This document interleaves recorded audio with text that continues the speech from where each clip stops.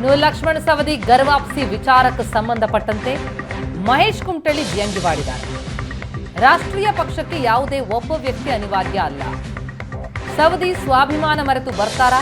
ಅವರನ್ನೇ ಕೇಳಬೇಕು. ನನ್ನ ತಲೆಯಲ್ಲಿ ಏನಿದೆ ಎಂಬುದು ದೇವರಿಗೆ ಮಾತ್ರ ಗೊತ್ತು ಅಂದಿತ್ತು. ಏನಾದರೂ ಗದ್ದಲ ಎಬ್ಬಿಸಿ ಮಂತ್ರಿಯಾಗೋದಕ್ಕೆ ಗೇಮ್ ಮಾಡ್ತಿರಬಹುದು. ಆ ನಿಟ್ಟಿನಲ್ಲಿ ಏನಾದರೂ ಪ್ಲಾನ್ ಮಾಡಿದ್ದಾರಾ ಅನ್ನೋದು ಗೊತ್ತಿಲ್ಲ. ಬಿಜೆಪಿ ಕಚೇರಿ ಎದುರು ಹೆಣ ಕೂಡ ಹೋಗಲ್ಲ ಅಂದಿದ್ರು. ಬಿಜೆಪಿ ವರಿಷ್ಠರು ಮರೆತು ದೊಡ್ಡ ಮನಸ್ಸು ಮಾಡಿ ಕರೀಬಹುದು. ವರಿಷ್ಠರು ಏನೇ ನಿರ್ಧಾರ ತೆಗೆದುಕೊಂಡ್ರು ಅದಕ್ಕೆ ನಾವು ಬದ್ಧ ಇರ್ತೀವಿ ಅಂತಿದ್ದಾರೆ ಮಹೇಶ್ ಕುಮಟಳ್ಳಿ. ಯಾವುದೇ ಒಂದು ರಾಷ್ಟ್ರೀಯ ಪಕ್ಷ ಯಾರೇ ಒಬ್ಬ ವ್ಯಕ್ತಿಯಾಗಲಿ ಅನಿವಾರ್ಯ ಯಾರಿಗೂ ಅಲ್ಲ. ಇದು ಒಳ್ಳೆಯದು. ಇದು ಎಲ್ಲವನ್ನ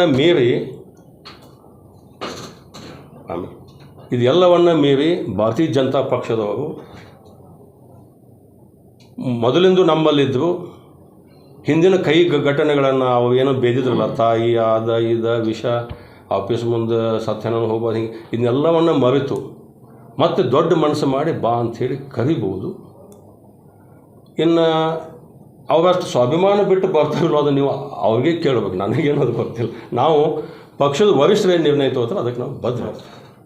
ಬಹುಶಃ ಇಲ್ಲೇನಾದ್ರು ಸ್ವಲ್ಪ ಹಿಂಗೆ ಗದ್ದಲ ವಿಷಯ ಅಲ್ಲಿ ಮಂತ್ರಿ ಆಗಕ್ಕೆ ಹಿಂಗೆ ಏನಾರು ಗೇಮ್ ಮಾಡತ್ತವ ನನಗೆ ಅದು ಏನು ಗೊತ್ತಿಲ್ಲ. ಅದು ಒಂದು ಕಡೆ ಎಲ್ಲೋ ಕೇಳೋಣ. ನನ್ನ ತಲೆಯಾಗ ಮತ್ತು ಏನೈತೆ ಅದು ನನ್ನ ಮನಸ್ಸಿನಾಗ ಏನೈತೆ ಅದು ನನಗೆ ದೇವ್ರಿಗೆ ಅಟ್ಟ ಗೊತ್ತು, ಯಾರು ಗೊತ್ತಾಗಿಲ್ಲ ಅಂದದ್ದು ಇದನ್ನು ನೋಡಿದ್ನೇ ಏನು ಹಾಗೆ.